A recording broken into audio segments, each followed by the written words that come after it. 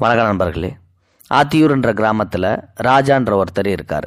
பேருக்கு மட்டுமே ராஜா இல்லை, உண்மையிலுமே அவர்கிட்ட ராஜான்ற மாதிரி சொத்து சொகனம் எவ்வளோ இருக்குது.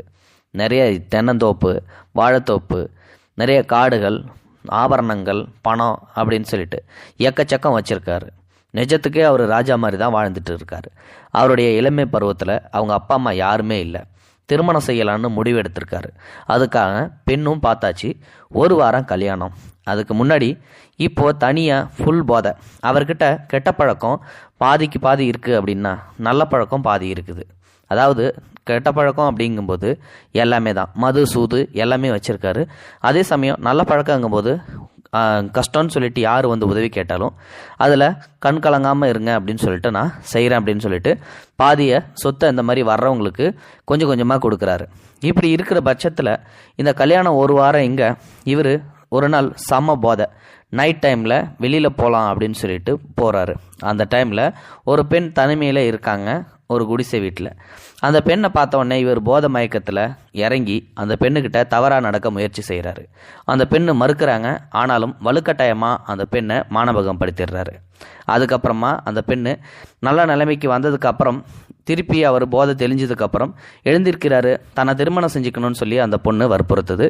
ஆனால் நான் ஒரு பெரிய பணக்காரன், திடீர்னு நான் இந்த மாதிரி ஒரு ஏழை பொண்ணை கட்டிக்கிட்டேன் அப்படின்னா என்னுடைய ஸ்டேட்டஸ் எல்லாமே அந்த நேரம் போயிடும். மற்றவங்க எல்லாரும் என்னை ஏளனமாக பார்க்க ஆரம்பிச்சிருவாங்க. அதனால் உன்னை திருமணம் செஞ்சுக்க முடியாதுன்னு சொல்லிட்டு அங்கேருந்து போயிடுறாரு. மறுபடியும் பல முறை அந்த பொண்ணு அவர்கிட்ட கேட்டோம். அவர் அதுக்கு ஒத்துக்கவே இல்லை. அந்த பெண் வயத்தில் அந்த ராஜாவோட வாரிசு வளர ஆரம்பிக்குது. இதுக்கப்புறம் நம்ம எவ்வளோ கெஞ்சினாலும் கண்டிப்பாக நம்மளை திருமணம் செஞ்சுக்க மாட்டார் அப்படின்னு சொல்லிட்டு அந்த பொண்ணு இங்கேருந்து நம்ம இந்த ஊரில் கெட்ட பேர் வந்துடும், பக்கத்து ஊருக்கு போயிடலாம் அப்படின்னு சொல்லிட்டு சொந்த பந்தங்கள் யாருக்கிட்டையும் சொல்லாமல் பக்கத்து ஊருக்கு போயிடுது. இப்போ இந்த ராஜாவுக்கு ஒரு வாரம் கழித்து திருமணமும் நடக்குது. திருமணம் முடிஞ்ச கையோட அந்த பொண்ணும் பெரிய கோடீஸ்வர வீட்டு பொண்ணு தான். ரெண்டு பேர்த்துக்கிட்டையும் இப்போது நிறைய சொத்துக்கள்லாம் இருக்குது. ஆனால் தாங்கிட்ட இருக்கிற இந்த சொத்தை பாதிக்கு பாதி இந்த மாதிரி கெட்ட பழக்கத்தில் அவர் போதைக்கு அடிமையாகி விட்டுறாரு. குடிப்பழக்கத்தில் நிறைய விடுறாரு. சூது, அதாவது குதிரை ரேஸு, சீட்டுக்கட்டு, இந்த மாதிரியான பல இதில் பாதி சொத்தை போய்கிட்டே இருக்குது. அதே மாதிரி பாதி சொத்து கஷ்டம்னு வர்றவங்களுக்கு கொடுத்துக்கிட்டு இருக்காரு. இப்படி கொஞ்சம் கொஞ்சமாக தன் புருஷன் செலவழிக்கிறத பார்த்த அந்த பணக்கார வீட்டு பொண்ணு எங்கே தன்னுடைய பணக்கார வாழ்க்கை போயிடுமோ அப்படின்னு சொல்லிட்டு யோசிச்சு பார்க்குது. இவன் கூட இருந்தால் நமக்கு இருக்கிற சொத்தை எல்லாமே போயிட மாட்டுக்கு. நம்ம அப்பா அம்மா கொடுத்த சொத்தையும் அழிக்கிறான், இவன் வச்சிருக்கிற சொத்தையும் அழிக்கிறான். போகிற போக்க பார்த்தா குடியில் பாதி, தான தர்மத்தில் பாதி அழிச்சிருவான் போல அப்படின்னு சொல்லிட்டு அந்த பொண்ணு என்ன பண்ணுது அப்படின்னா, அவன் ஒரு 2 குழந்தை பிறந்துருச்சு. அப்போ அது வரைக்கும் திருந்தவே இல்லை அந்த ராஜா. அதுக்கப்புறம் அந்த பொண்ணு சரி அப்படின்னு சொல்லிட்டு கொஞ்சம் கொஞ்சமாக இவங்கிட்ட இருக்கிற சொத்தை ஆட்டை போட ஆரம்பிக்குது. அதோட பார்த்திங்கன்னா குடிபோதையில் இருக்கும்போது கையெழுத்து போட்டு நிறைய சொத்துக்கள்லாம் வாங்கிடுச்சு. இப்போ என்னாச்சு அப்படின்னா, இவங்கிட்ட இருந்த சொத்து மொத்தமும் பார்த்திங்கன்னா பாதி இந்த பொண்ணு எழுதி வாங்கிடுச்சு, மீதியை அவன் தான தர்மம் பண்ணியே அழிச்சிட்டான்.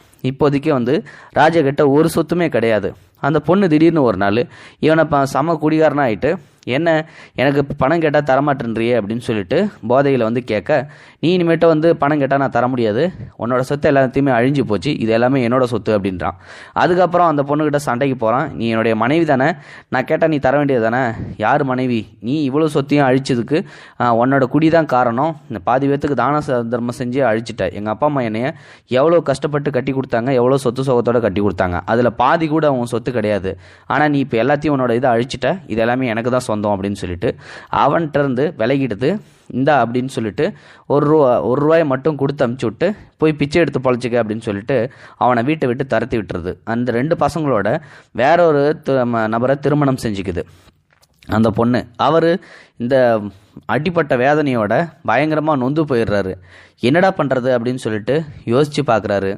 வெளியில் போகிறாரு. வெளியில் போகும்போது இவரை எல்லாரும் ஏளனமாக பார்க்க ஆரம்பிச்சிடுறாங்க. இவர்கிட்ட பணம் வாங்கினவங்க கூட இவரை மதிக்கவே இல்லை, யாருக்கு உள்ளே கூப்பிடவே இல்லை. இவர் யார் வீட்டுக்கு போனாலும் இங்கே நிற்காத போன்னு சொல்லி விரட்டி விட ஆரம்பிச்சிடுறாங்க. ஐயோ என்ன பண்ணுறது, நம்ம இந்த மாதிரி ஒரு நிலைமைக்கு வந்துட்ட மாட்டுக்கு நம்மளோட குடியும் கூத்தும் தான் இந்த மாதிரி நம்மளை தள்ளிடுச்சு அப்படின்னு சொல்லிட்டு யோசித்து பார்க்குறாரு. செம்ம பசி, என்னடா பண்ணலாம் அப்படின்னு சொல்லிட்டு பக்கத்து ஊருக்கு போகிறாரு. பக்கத்து ஊரில் ஒரு சத்திரம், திருமண மண்டபம். அந்த மண்டபத்தில் கல்யாணத்தில் சாப்பாடு போட்டுக்கிட்டு இருக்காங்க. சாப்பாடு போட்டுக்கிட்டு இருக்கும்போது என்னடா இந்த திருமண மண்டபத்திலேயாவது நம்ம போயிட்டு சாப்பாடு கிடைக்குதா இல்லையான்னு பார்ப்போம், பயங்கர பசியாக இருக்கே அப்படின்னு சொல்லிட்டு திருமண மண்டபத்து உள்ளே போகிறாரு. பந்தியிலையும் உக்காந்துடுறாரு. கரெக்டாக எல்லாரும் சாப்பாடு ஓரளவுக்கு பரிமாறிடுறாங்க.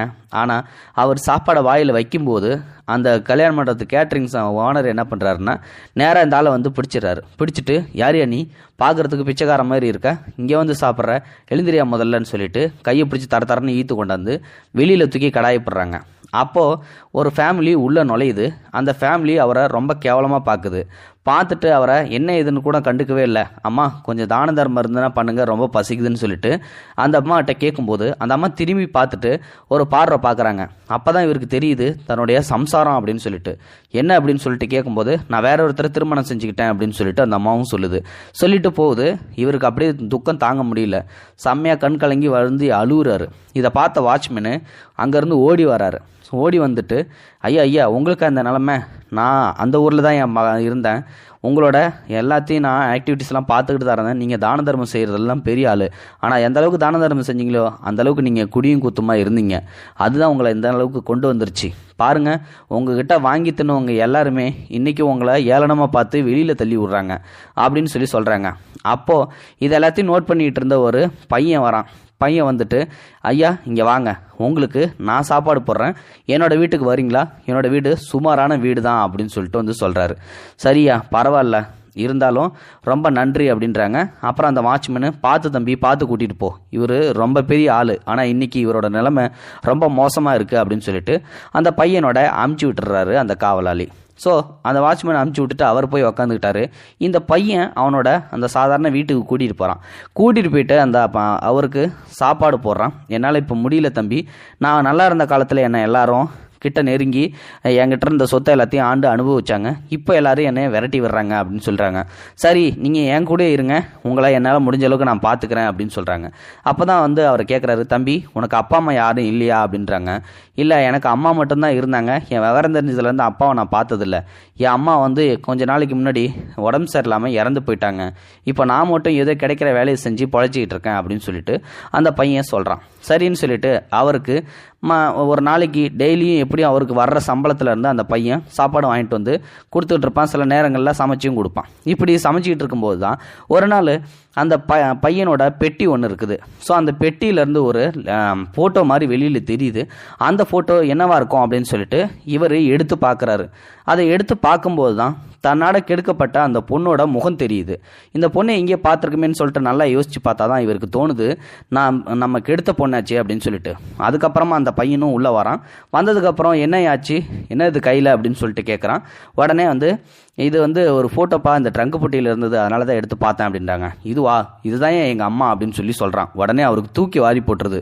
நம்மளால் கெடுக்கப்பட்ட இந்த பொண்ணு தான் வந்து இவனோட அம்மானா, அப்போ இந்த பையன் நம்மளோட பையனாட்டுக்கு அப்படின்னு சொல்லிட்டு அந்த பையனை கட்டி பிடிச்சிட்டு பயங்கரமாக கண்ணீர் விட்டு அழுவுறாரு. அவ்வளோ துக்கம் தாங்க முடியல. தம்பி நீ ஏன் புள்ளப்பா அப்படின்னு சொல்லி வந்து சொல்கிறாப்புல. என்னையே சொல்கிறீங்க, நான் பிறந்ததுலேயே எங்கள் அப்பா பார்க்கவே இல்லையே, நீங்கள் திடீர்னு புதுசாக சொல்கிறீங்க அப்படின்னாகும்போது நடந்த விஷயத்தை எல்லாத்தையும் சொல்கிறான். இந்த மாதிரி நான் ஒரு நாள் போதையில் இருந்தப்போ உங்கள் அம்மா கிட்ட நான் தவறாக நடக்குன்னு முயற்சி பண்ணேன். அப்போது உங்கள் அம்மா வேணான்னு தான் சொன்னாங்க. நான் வந்து அவங்கள வலுக்கட்டாயமாக வந்து இந்த மாதிரி மானபங்கம் படுத்தினேன்.